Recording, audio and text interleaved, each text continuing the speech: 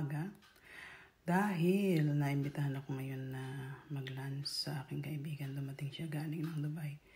So magluluto ako ng pansit lutong bahay. Samahan niyo. Just start.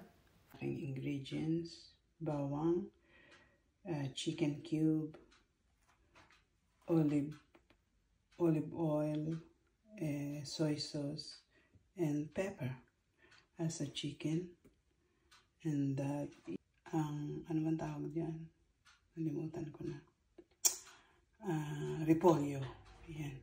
Pansit. Okay, start. We have to start now.